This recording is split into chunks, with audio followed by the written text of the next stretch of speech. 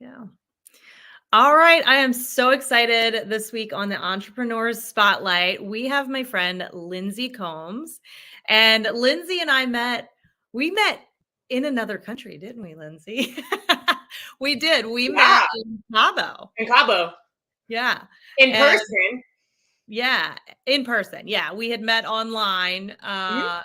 And then I'd heard your story because Lindsay's got a whole lot. We're gonna be talking about her business today, but she's gonna come back because she also has a nonprofit that we're gonna bring on our Fridays, our philanthropic Fridays. Yeah. But yeah, I heard your story, Lindsay, and you were in my network marketing business. We both had the same coach, Mm-hmm. uh, and the coach was helping you with your nonprofit and me with my coaching business. And yeah, and that's how we wound up in Cabo together. Yep. And I feel like we became instant friends. We did. But you're like one of those people. I have people in my life that they're like, when you meet them, like some people you're just like instant, like they're my people forever. Like, you know, that no matter what, like this is somebody that's almost I say it's like almost instant family, you know? It was though, because then no matter how much we don't speak, and then when we see each other again, it doesn't Yeah. matter. Yeah, Weird. exactly. That's like what great friends that are like family are, I feel like. Mm-hmm. So I love it. But I was so excited to bring you on because part of this show, this whole idea came from there's so many ways to make money. And there's so much opportunity. We live in an incredible country and, you know, with freedoms to be able to make money, right? There's a ton of opportunity. And then Yeah, also with social media and being able to expose yourself online, like we have massive audiences we can build now, right? It doesn't just have to sure. be like face to face. So you started something new. Tell us a little bit before we get to what you're doing now. Like, Uh-huh. how did you even like what's your background in, you know, your work life and how did you become an entrepreneur in the first place? So I went to cosmetology school immediately after high school. I Mhm. knew immediately I didn't want to go to college. Like school Yeah. is just not my jam, and I knew I would waste my money. Yeah. So I went to cosmetology school. For that schooling, you pay up front for it. So it's like Okay. almost Yeah. $20,000 because I went to school to teach it actually. Because I was like, oh, I'm going to teach it. I'm going to go one step further. And a few months in, I knew I hated it. Like, Oh, really? well, I had like PTSD about cutting people's hair Mm. because whoever cut my hair always chopped it, like Mhm. always. I didn't want to touch people's face or hands or feet. So I only like doing like color. Like I was Yeah. really, really good with chemicals, Yeah. but you still have to test out and everything. And so in Pennsylvania was where I went to school, where I grew up. You can bartend at 18 as well. So Mhm. I started working for Texas Roadhouse when I started going up to school. And I started as a server, but within a few months, they immediately moved me to the bar. I loved Mhm. it. I was just kind of a natural.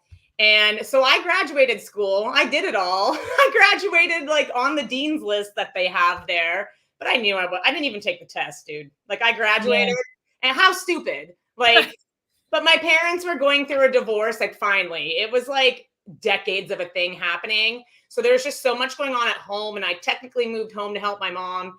I just wasn't going to take the time to set up. It was like a wait list to take this test. So I just didn't Mhm. even bother. Yeah. Silly. But so Got I the bartended. education, didn't do the test, but started bartending. There you go. And I made a lot of money though. Like I was making more money than my parents together. Mhm. I was very, very, I still am. I still do it a couple days a week, actually. This is actually my 21st year bartending. If you Wow. want to get technical, the 2 years of COVID.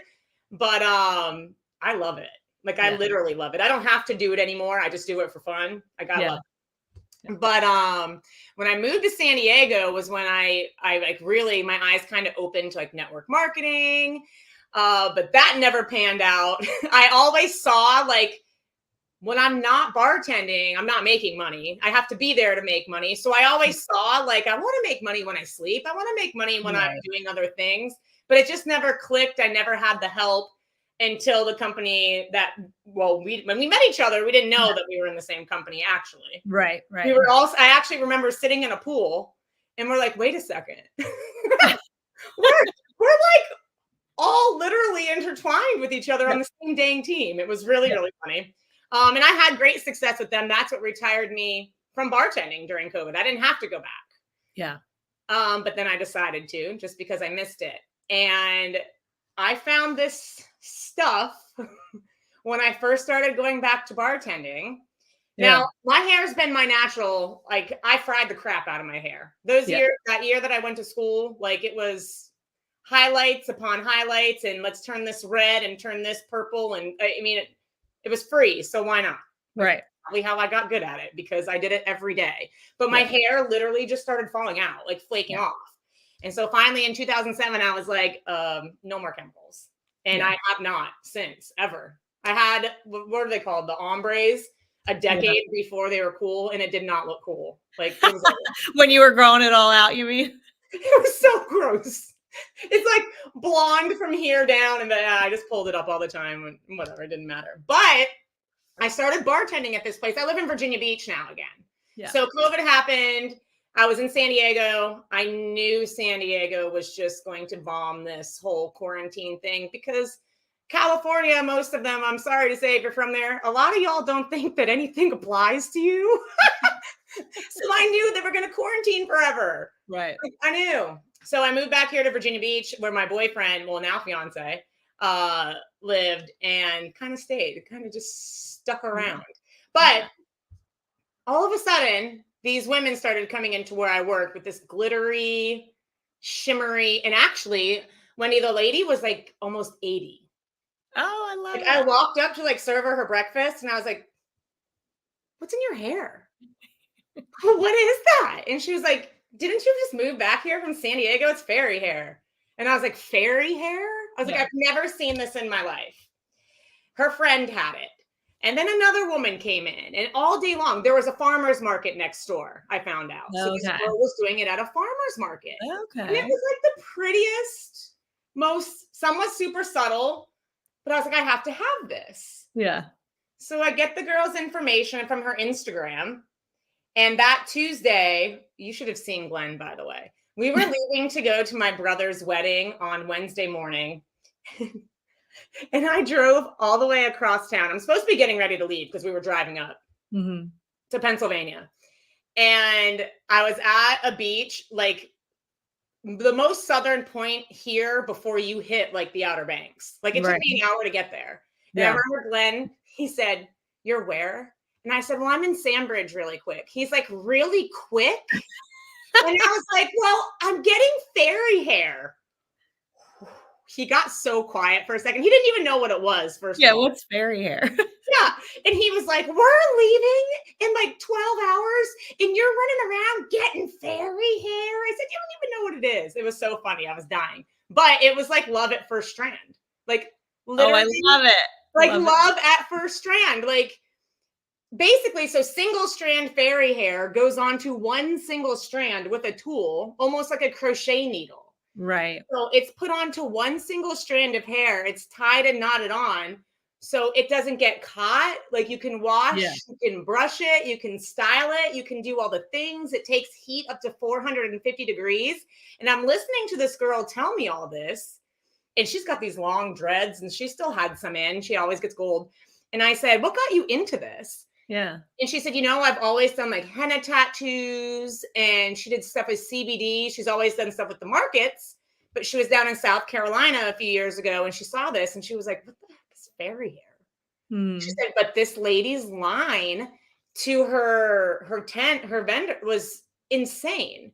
Right. She said, "I taught myself how to do it, and it has completely, like, she's like, I can't do anything else." And I'm sitting there because my wheels are starting to turn, because I'm like, well, I went to cosmetology school. This should be a piece of cake. Right. And she said, I mean, think about it.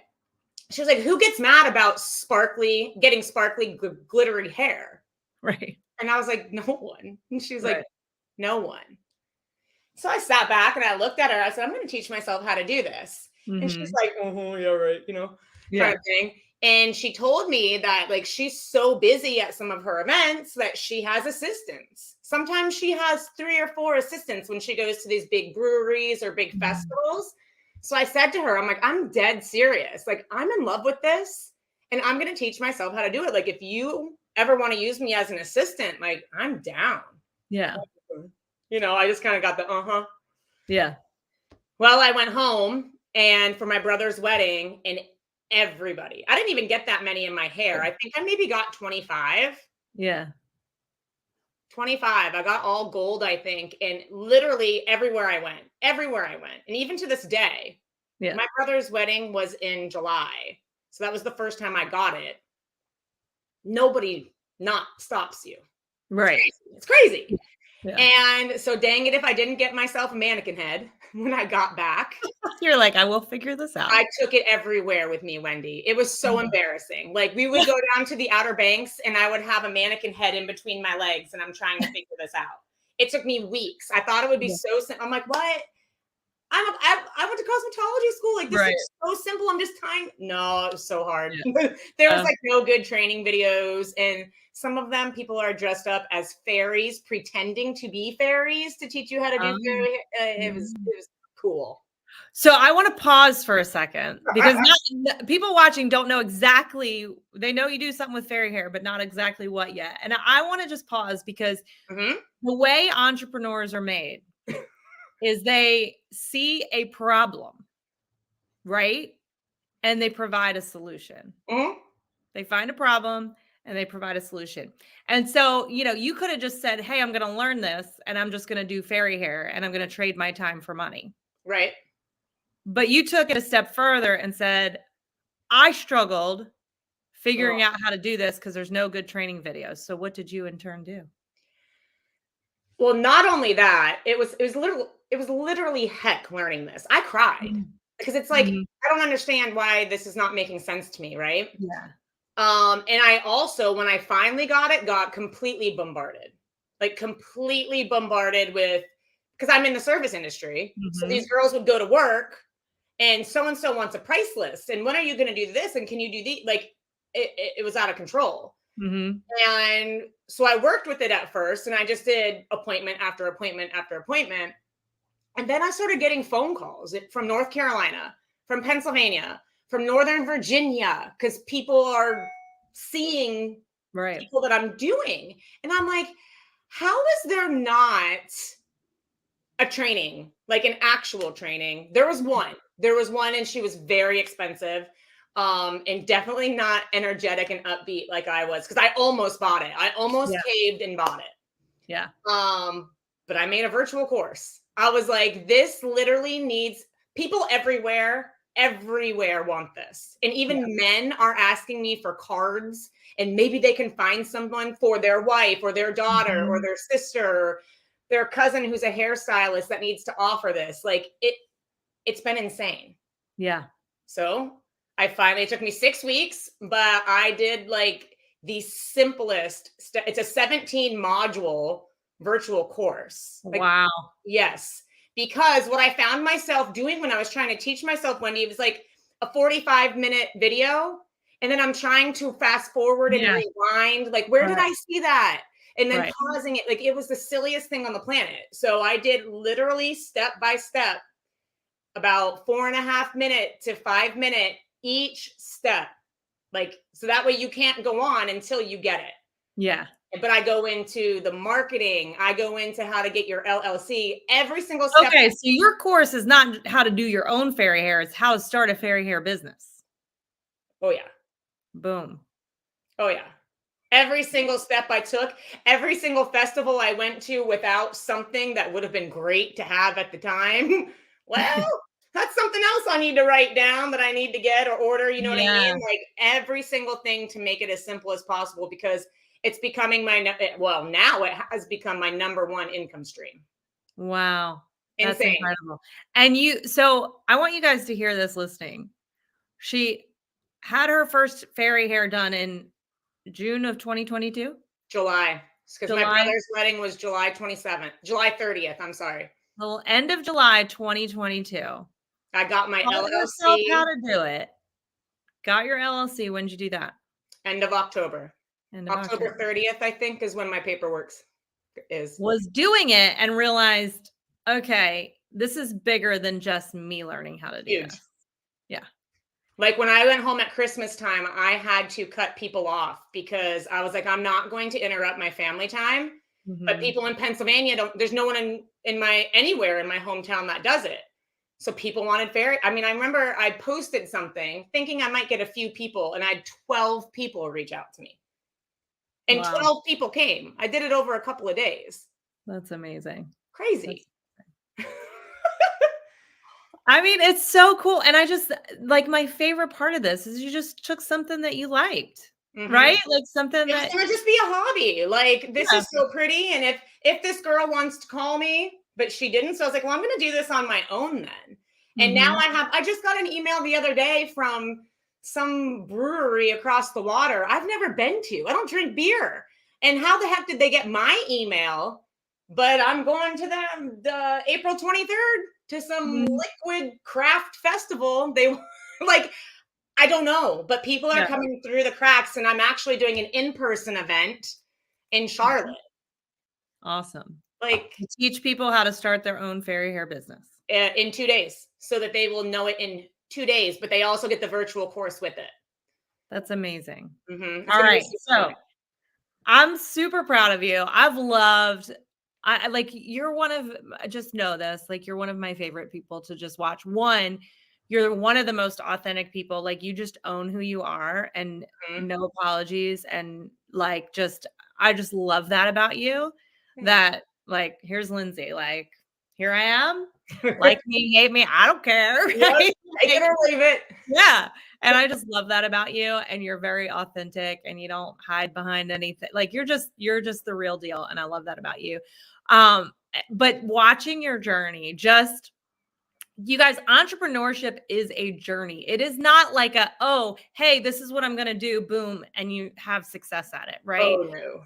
Like there's trial and error. Lindsay's walked through different network marketing companies trying to make things happen. Finally found one where some traction and she was growing. And what happens, and I feel like one of the best side like benefits to starting a network marketing company is you learn how to grow yourself. Oh, that was completely unexpected too. Yeah. It didn't happen in any of those other companies that I was with. Mhm. Ever, Mhm. ever. This, yeah, I'm a completely different person. Yeah. Like, I probably wouldn't even have thought to do the fairy hair had I not learned through the process of what I learned through that company and that mentorship and leadership, you Yeah. know? Yeah. And so like the entrepreneurship, it's this journey and it's ever evolving. And don't I want to encourage those watching, like if you have something that you're passionate about, one, like make money doing it, but take it a step further and think outside of the box like Lindsay did. Instead of trading time for money, I promise you every business, every skill, every talent, every passion that you have, you can find a way to monetize it so you're no longer trading time for money. Yeah. Hands And that's what you've done and I'm so dang proud of you. It's been so fun to watch your journey and I love down. it. So, I want to give people an opportunity to connect with you. So you guys, you can go to her link tree. Lindsay Combs 17. That's all spelled right, right? Yep, that's right. All right. Lindsay with an A. 17. You guys can go find out more about her course, her live event, connect with her on social media. And hey, maybe you are like, I could start a fairy hair business, right? So 'Cause go you check it can. out. Yeah. And but if this like got you excited, I hope it either got you excited about, hey, maybe this is something I can do, or got you excited like, hey, I'm passionate about such and such over here. I never thought I could turn it into a business, but now I'm thinking I can. So that's what the Entrepreneur Spotlight is all about, to inspire, right? I want you to be inspired. I want you to be creative and I want you to be the boss. So thank you, Lindsay, for being here. And Thank thanks to you. all that tuned in. I hope you share this and see us here every Sunday night for the Entrepreneur Spotlight and every Friday for, I think at 10 a.m. Eastern, I think, for the, we're still new at this, for our, Philanthropic Fridays on opportunities for you to give. All right, guys, thanks for being here.